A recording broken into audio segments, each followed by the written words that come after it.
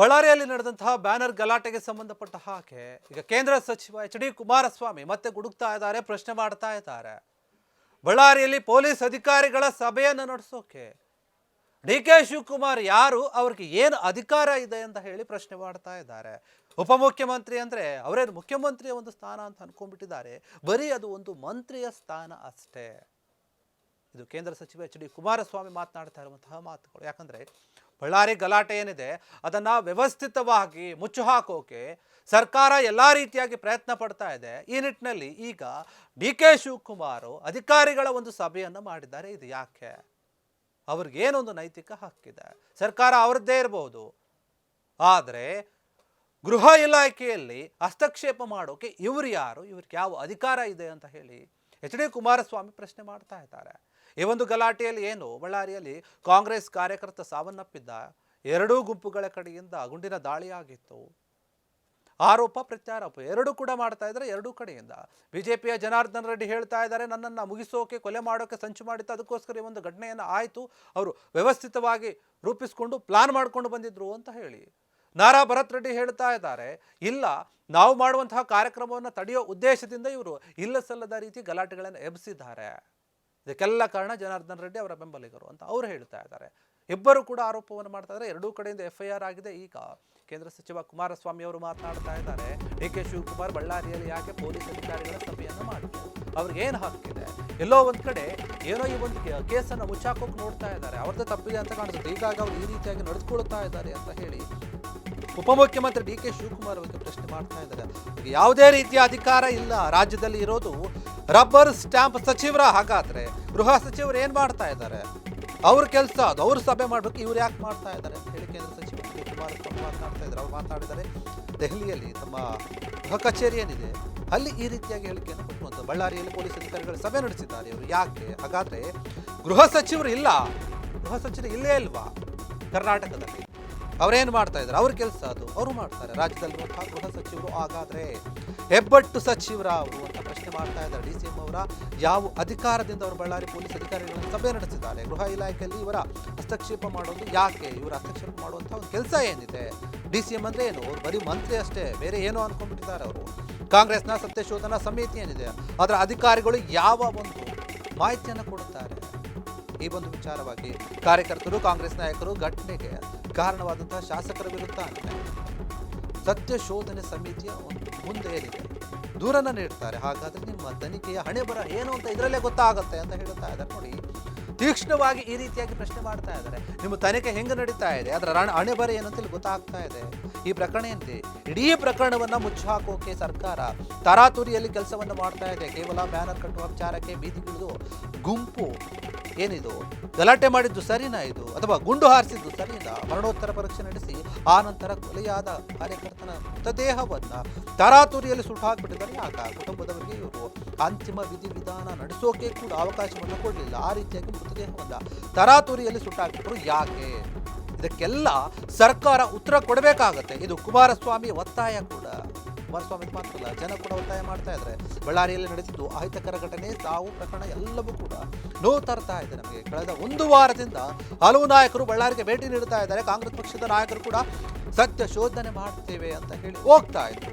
ಅಲ್ಲಿ ಅವರೇನು ಸತ್ಯ ಶೋಧನೆ ಮಾಡಿದ್ರು ಎಂಬುದನ್ನ ಜನರ ಮುಂದೆ ಗೊತ್ತಾಗುತ್ತೆ. ಯಾಕಂದ್ರೆ ಕಾಂಗ್ರೆಸ್ ಸತ್ಯವನ್ನ ಬಿಟ್ಟು ಬೇರೆ ಏನೋ ಹೇಳೋದಿಲ್ಲ ಅಂತ ಹೇಳ್ತಾರಲ್ಲ, ಅದು ಇದೇನಾ? ಹಾಗಿದ್ರೆ ಈ ಸಮಿತಿ ಸತ್ಯವನ್ನೇ ಹೇಳಿ ಅಂತ ಹೇಳಿ ಕುಮಾರಸ್ವಾಮಿ ವ್ಯಂಗ್ಯ ಮಾಡ್ತಾ ಇದ್ದಾರೆ. ನನ್ನ ಮತ್ತು ಜನಾರ್ದನ್ ರೆಡ್ಡಿ ನಡುವೆ ನಡೆದಂತಹ ಗಲಾಟೆ ಏನಿದೆ ಅದು ಹಳೆ ಕತೆ, ಅದನ್ನು ಈಗ ಮುಂದೆ ತಂದು ಅವರು ಏನು ಮಾಡಲು ಸಾಧ್ಯ ಹೇಳಿ. ನಾನು ಯಾವುದೋ ರಾಗದ್ವೇಷ ಇಲ್ಲದೆ ಮಾಧ್ಯಮಗಳ ಮುಂದೆ ಸತ್ಯ ಹೇಳ್ತಾ ಇದ್ದೇನೆ. ಕಾಂಗ್ರೆಸ್ ಜೊತೆ ಕೂಡ ಸರ್ಕಾರ ಮಾಡಿದ್ದೇನೆ, ಆಗ ಬಂಡೆ ತರ ನಿಂತಿದ್ದು ಇವರೇ ತಾನೇ, ಎಲ್ಲರೂ ಕೂಡ ಜೋಡೆತ್ತು ಅಂತ ಹೇಳ್ತಿದ್ರು. ಆಮೇಲೆ ಆಗಿದ್ದೇನು? ಬೆನ್ನಿಗೆ ಚೂರಿ ಹಾಕುವಂತಹ ವಿಶ್ವಾಸದ್ರೋಹದ ಕೆಲಸ ಅವರು ಮಾಡಿದ್ದಾರೆ, ಕಿಡಿಗೇಡಿಗಳು ಅಂತ ಮಾತಾಡ್ತಿದ್ದಾರೆ. ನೋಡಿ, ಈ ಒಂದು ವಿಚಾರವಾಗಿ ಕುಮಾರಸ್ವಾಮಿ ಕೆಲವೊಂದು ಬೇರೆ ಬೇರೆ ವಿಚಾರಗಳನ್ನು ಮತ್ತೆ ಹಿಂದೆ ಆದಂತಹ ಘಟನೆಗಳನ್ನು ಕೂಡ ನೆನೆಸ್ಕೊಂಡು ಮಾತನಾಡ್ತಾ ಇದ್ದಾರೆ. ಬಳ್ಳಾರಿಯ ಘಟನೆ ಏನಿದೆ ಅದು ನಿಜಕ್ಕೂ ಕೂಡ ಎಲ್ಲರಿಗೂ ನೋವು ತರುವಂತಹ ವಿಚಾರ. ಈ ಘಟನೆ ಆದಮೇಲೆ ಬೇರೆ ಬೇರೆ ನಾಯಕರು ಬಳ್ಳಾರಿಗೆ ಹೋಗ್ತಾ ಇದ್ದಾರೆ, ಮಾತುಕತೆ ನಡೆಸ್ತಾ ಇದ್ದಾರೆ. ಮತ್ತೆ ಕಾಂಗ್ರೆಸ್ನಿಂದಾನೇ ಸತ್ಯ ಶೋಧನಾ ಸಮಿತಿಯನ್ನು ರಚನೆ ಮಾಡಿದ್ದಾರೆ. ಅವರು ಹೋಗಿ ಅದೇನು ಸತ್ಯ ಶೋಧನೆ ಸಮಿತಿ, ಏನು ಒಂದು ಸತ್ಯವನ್ನು ಕಂಡಿಡಿದು ಕಾಂಗ್ರೆಸ್ ಯಾವಾಗಲೂ ಕೂಡ ನಾವು ಸತ್ಯವನ್ನು ಹೇಳ್ತೀವಿ ಅಂತ ಹೇಳ್ತಾರಲ್ಲ, ಹಾಗಾದರೆ ಆ ಎಲ್ಲ ಸತ್ಯವನ್ನು ಕೂಡ ಜನರ ಮುಂದೆ ಬಿಚ್ಚಿಡಲಿ, ಅದೇನಂತ ಗೊತ್ತಾಗುತ್ತೆ. ಇಲ್ಲ ಅಂದರೆ ಇವರು ಮಾಡ್ತಾ ಇರುವಂಥದ್ದು ಸತ್ಯವನ್ನು ಮುಚ್ಚಾಕುವಂಥ ಕೆಲಸ ಮಾಡ್ತಾ ಇದ್ದಾರೆ ಅಂತ ಎಲ್ಲರೂ ಅಂದ್ಕೊಳ್ತಾ ಇದ್ದಾರೆ. ಯಾಕಂದರೆ ಇವರು ತರಾತುರಿಯಲ್ಲಿ ಆ ಮೃತದೇಹ ಏನಿದೆ, ಕಾಂಗ್ರೆಸ್ ಕಾರ್ಯಕರ್ತ ಮೃತದೇಹವನ್ನು ಇವರು ತರಾತುರಿಯಲ್ಲಿ ತುಂಬ ಅರ್ಜೆಂಟಾಗಿ ಸುಟ್ಟಾಕ್ಬಿಟ್ರು. ಆ ಕುಟುಂಬದವರಿಗೆ ಅಂತಿಮವಾಗಿ ವಿಧಿವಿಧಾನ ನಮನವನ್ನು ಸಲ್ಲಿಸೋಕೆ ಕೂಡ ಈ ಸರ್ಕಾರ ಅನುಮತಿ ಅಥವಾ ಅವಕಾಶವನ್ನು ಕೊಡಲಿಲ್ಲ. ಆ ರೀತಿಯಾಗಿ ನಡೆದುಕೊಂಡ್ರು. ಅಷ್ಟೇ ಅರ್ಜೆಂಟಲ್ಲಿ ಆ ಮೃತದೇಹವನ್ನು ಸುಟ್ಟಾಕಿದ್ರು. ಯಾಕೆ? ಅಂತಹ ಅರ್ಜೆಂಟ್ ಏನಿತ್ತು? ಸಂಪ್ರದಾಯಗಳ ಪ್ರಕಾರ ಮಣ್ಣು ಮಾಡಬೇಕಿತ್ತು, ಹೂಳಬೇಕಾಗಿತ್ತು. ಆ ದೇಹವನ್ನು ಉಳ್ಳಿಲ್ಲ, ಇವರು ಸುಟ್ಟಾಕ್ಬಿಟ್ರು. ಯಾಕೆ ಅಂತಂದರೆ ಏನಾದರೂ ಸತ್ಯಗಳು ಹೊರಗೆ ಬರುತ್ತೆ ಅಂತ. ಎಲ್ಲವನ್ನು ಕೂಡ ವ್ಯವಸ್ಥಿತವಾಗಿ ಮುಗಿಸುವಂತಹ ಕೆಲಸ ಕಾಂಗ್ರೆಸ್ ಮಾಡ್ತಾ ಇದೆ. ಈ ಹಿಂದೆ ಏನಾಗಿದೆ, ಬೇರೆ ಬೇರೆ ಘಟನೆಗಳಿದ್ವು. ಜನಾರ್ದನ್ ರೆಡ್ಡಿ ನನ್ನ ಮಧ್ಯೆ ಇದ್ದಂಥ ಒಂದು ವಿಚಾರ, ಹಳೆ ವಿಚಾರ ಏನಿದೆ, ಅದಕ್ಕೆ ಮಾತನಾಡ್ತಾ ಇದ್ದಾರೆ. ನನಗೆ ಯಾವುದೇ ರೀತಿಯಾದಂಥ ಅವರು ವೈಮನಸ್ಸಿಲ್ಲ, ರಾಗದ್ವೇಷ ಇಲ್ಲ. ಆ ಒಂದು ವಿಚಾರವಾಗಿ ನಾನು BJPಯ ಜೊತೆ ಕೂಡ ಸರ್ಕಾರ ಮಾಡಿದ್ದೀನಿ, ಕಾಂಗ್ರೆಸ್ ಜೊತೆ ಕೂಡ ಸರ್ಕಾರ ಮಾಡಿದ್ದೀನಿ. ಆದರೆ ಕಾಂಗ್ರೆಸ್ ಜೊತೆ ಸರ್ಕಾರ ಮಾಡಿದಾಗ ಎಲ್ಲರೂ ನಮಗೆ ಹೇಳಿದ್ರು ಏನಂತ, ಜೋಡೆತ್ತು ಅಂತ ಹೇಳಿ. ಆದರೆ ಏನಾಯಿತು ಕೊನೆಗೆ?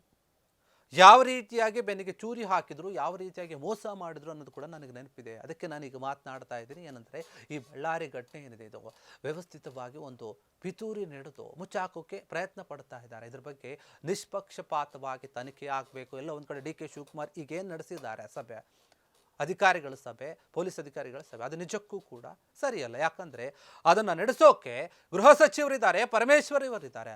ಅವ್ರು ನಡೆಸಿಲ್ಲ ಅಂತಂದರೆ ಇವ್ರು ಮಾಡ್ತಾ ಇದ್ದಾರೆ. ಹಂಗಾದ್ರೆ ಅವರೇನು ಹೆಬ್ಬಟ್ಟ ಗೃಹ ಸಚಿವರು? ಅವ್ರ ಕೆಲಸ ಮಾಡೋಕೆ ಅವ್ರ ಕೈಲಿ ಆಗೋದಿಲ್ವಾ? ಅಥವಾ ಅವರನ್ನೇ ಅವ್ರ ಕೈಲಿ ಆಗೋದಿಲ್ಲ ಅಂತ ಹೇಳಿ ಇವರೇ ತಿಳ್ಕೊಂಡು ಬಂದು ಸಭೆ ಮಾಡ್ತಾ ಇದ್ದಾರಾ?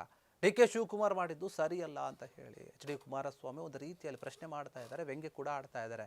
ಯಾವಾಗಲೂ ಕೂಡ ಕಾಂಗ್ರೆಸ್ಸು ನುಡಿದಂತೆ ನಡೆದುಕೊಳ್ತೀವಿ, ಸತ್ಯವನ್ನೇ ಹೇಳ್ತೀವಿ ಅಂತ ಹೇಳ್ಕೊಂಡು ಬರ್ತಿರಲ್ಲ. ಇವಾಗ ಹೇಳಿ ಸತ್ಯ ಏನಾಗಿದೆ ಅಂತ ಹೇಳಿ. ನೀವೆಲ್ಲ ಮಾಡ್ತಾ ಇರೋದು ನೋಡ್ತಾ ಇದ್ರೆ ಈ ಒಂದು ಪ್ರಕರಣವನ್ನು ಮುಚ್ಚಾಕೋಕೆ ಪ್ರಯತ್ನ ಪಡ್ತಾ ಇದ್ದಾರೆ ಅನ್ನೋದು ಗೊತ್ತಾಗುತ್ತೆ. ಬಳ್ಳಾರಿಯಲ್ಲಿರುವಂತಹ ಕಾಂಗ್ರೆಸ್ ನಾಯಕರೇನಿದ್ದಾರೆ ಅವರು ಕೂಡ ಅಷ್ಟೇ, ಯಾವುದೋ ಒಂದು ವಾಲ್ಮೀಕಿಯ ವಿಚಾರವಾಗಿ, ಪುತ್ಥಳಿಯ ವಿಚಾರವಾಗಿ ಇಷ್ಟು ದೊಡ್ಡ ಮಟ್ಟದ ಗಲಾಟೆಯನ್ನು ಮಾಡ್ಕೊಂಡಿದ್ದಾರೆ, ಗಾಳಿಯಲ್ಲಿ ಗುಂಡು ಹಾಕಿಸಿದ್ದಾರೆ. ಇದು ಎಷ್ಟರ ಮಟ್ಟಿಗೆ ಸರಿ? ಕಾಂಗ್ರೆಸ್ ತನ್ನದೇ ರೀತಿಯಾದ ನಿಲುವಲ್ಲಿ ಅಥವಾ ತಮ್ಮ ಸಚಿವರುಗಳನ್ನು, ಶಾಸಕರುಗಳನ್ನು ಬಚಾವ್ ಮಾಡುವಂತಹ ಕೆಲಸದಲ್ಲಿ ಮುಳುಗ್ತಾ ಇದೆ. ಈ ಕೇಸಿಂದ ಅವರನ್ನು ಹೆಂಗೆ ಹೊರಗೆ ತರಬೇಕು, ಹೆಂಗೆ ಬಿಡಿಸ್ಬೇಕು, ಬೇರೆಯವರ ಮೇಲೆ ಹೆಂಗೆ ಈ ಒಂದು ಅಪರಾಧವನ್ನು ಹಾಕಬೇಕು, ಆರೋಪವನ್ನು ಹೊರಿಸಬೇಕು ಅಂತ ಹೇಳಿ ಯೋಚನೆ ಮಾಡ್ತಾ ಇದೆ. ಅವರದ್ದೇ ಒಂದು ಸಚಿವರೇನಿದ್ದಾರೆ ಅಥವಾ ಶಾಸಕರೇನಿದ್ದಾರೆ, ಶಾಸಕ ಭರತ್ ರೆಡ್ಡಿ ಏನಿದ್ದಾರೆ, ಅವರ ಬೆಂಬಲಿಗರೇ ಹೋಗಿ ಗಲಾಟೆ ಮಾಡಿ ಗುಂಡು ಹಾರಿಸಿ ಅವರು ಗುಂಡು ಹೋಗಿ ಬಿದ್ದು ಅವರ ಕಾರ್ಯಕರ್ತನೇ ಸಾವನ್ನಪ್ಪಿದ್ದಾರೆ. ಆದರೂ ಕೂಡ ಅದ್ರ ಬಗ್ಗೆನೇ ಈಗ ಇವರೇ ಸತ್ಯಶೋಧನಾ ಸಮಿತಿಯನ್ನು ರಚಿಸಿ ತನಿಖೆ ಮಾಡ್ತಾ ಇದ್ದಾರೆ ಅಂದರೆ ಇದೆಷ್ಟರ ಮಟ್ಟಿಗೆ ಸರಿ ಆಗಿದೆ? ಕಾಂಗ್ರೆಸ್ ಸರ್ಕಾರ ಬಂದಾಗಿಂದ ಕೂಡ ಒಂದಲ್ಲ ಒಂದು ಘಟನೆಗಳು ಆಗ್ತಾ ಇದೆ. ಈಗ ಬಳ್ಳಾರಿಯಲ್ಲಾಗಿರುವಂತಹ ಈ ಘಟನೆಯನ್ನು ಕೂಡ ಇವರು ವ್ಯವಸ್ಥಿತವಾಗಿ ಮುಚ್ಚಾಕೋಕೆ ಟ್ರೈ ಮಾಡ್ತಾ ಇದ್ದಾರೆ. ಅದೇನೇ ಇದ್ರೂ ಕೂಡ ಸರಿ, ನಾವಂತೂ ಅದನ್ನು ಬಿಡೋದಿಲ್ಲ. ಹೀಗಾಗಿ ಈ ಒಂದು ವಿಚಾರದ ಬಗ್ಗೆ ಏನಾಗ್ತಾ ಇದೆ, ಸರಿಯಾದ ರೀತಿಯಲ್ಲಿ ತನಿಖೆ ಆಗಬೇಕು. ಆ ತನಿಖೆ ಆಗಿ ಏನು ಕಾಂಗ್ರೆಸ್ ನಾಯಕ ಸಾವನ್ನಪ್ಪಿದ್ದಾನೆ ಅದ್ರ ಬಗ್ಗೆ ಸರಿಯಾದ ರೀತಿಯಲ್ಲಿ ತನಿಖೆ ಆಗಬೇಕು. ತನಿಖೆ ಆಗಿ ಆ ಕುಟುಂಬದವರಿಗೆ, ಆ ವ್ಯಕ್ತಿಗೆ, ಸಾವನ್ನಪ್ಪಿದ ವ್ಯಕ್ತಿಗೆ ನ್ಯಾಯವನ್ನು ಒದಗಿಸಬೇಕು. ಆಗ ಮಾತ್ರ ಆ ಒಂದು ಆತ್ಮಕ್ಕೆ ಶಾಂತಿ ಸಿಗುತ್ತೆ. ಇಲ್ಲವಾದರೆ ಕಾಂಗ್ರೆಸ್ ಸರ್ಕಾರವನ್ನು ಯಾರೂ ಕೂಡ ಕ್ಷಮಿಸಲ್ಲ, ಆ ಮನೆಯವರು ಕೂಡ ಅಷ್ಟೇ. ಇವರೇನು ಸಾವನ್ನಪ್ಪಿದ ಮೇಲೆ ಹೋಗಿ ಪರಿಹಾರದ ರೀತಿಯಲ್ಲಿ ಕೊಟ್ಟು ಅವರನ್ನು ಸುಮ್ಮನಿಸುವಂಥ ಕೆಲಸ ಮಾಡ್ತಾ ಇದ್ದಾರೆ. ಆದರೆ ಈ ಒಂದು ಘಟನೆಯ ಬಗ್ಗೆ ನಾವು ಪ್ರಶ್ನೆ ಮಾಡ್ತಾ ಇರ್ತೀವಿ, ಅದು ಎಲ್ಲಿಯವರೆಗೂ ಅಂತಂದರೆ ಆ ಮೃತಪಟ್ಟಂತಹ ವ್ಯಕ್ತಿಗೆ ನ್ಯಾಯ ಸಿಗೋವರೆಗೂ. ಅವರು ನಿಮ್ಮ ಕಾರ್ಯಕರ್ತರೇ ಆದರೂ ಕೂಡ ಆ ಜೀವಕ್ಕೆ ಬೆಲೆ ಇದೆ. ಹೀಗಾಗಿ ಆ ಒಂದು ವಿಚಾರವಾಗಿ ನಾವು ಮಾತನಾಡ್ತಾ ಇರ್ತೀವಿ ಅಂತ ಹೇಳಿ ದೆಹಲಿಯಲ್ಲಿ ಗೃಹ ಕಚೇರಿಯಲ್ಲಿ HD ಕುಮಾರಸ್ವಾಮಿ ಈ ರೀತಿಯಾಗಿ ಕಾಂಗ್ರೆಸ್ಸನ್ನು ತರಾಟೆಗೆ ತೆಗೆದುಕೊಂಡು ಪ್ರಶ್ನೆ ಮೇಲೆ ಪ್ರಶ್ನೆ ಕೇಳಿದ್ದಾರೆ. ಕ್ಷಣ ಕ್ಷಣದ ಸುದ್ದಿಗಳಿಗಾಗಿ ಫ್ರೀಡಂ ಟಿವಿ ಸಬ್ಸ್ಕ್ರೈಬ್ ಮಾಡಿ, ಲೈಕ್ ಮಾಡಿ ಹಾಗೂ ಫಾಲೋ ಮಾಡಿ. ಹೊಸ ಸುದ್ದಿಗಳ ನೋಟಿಫಿಕೇಶನ್ಗಾಗಿ ಬೆಲ್ ಐಕಾನ್ ಮೇಲೆ ಕ್ಲಿಕ್ ಮಾಡಿ.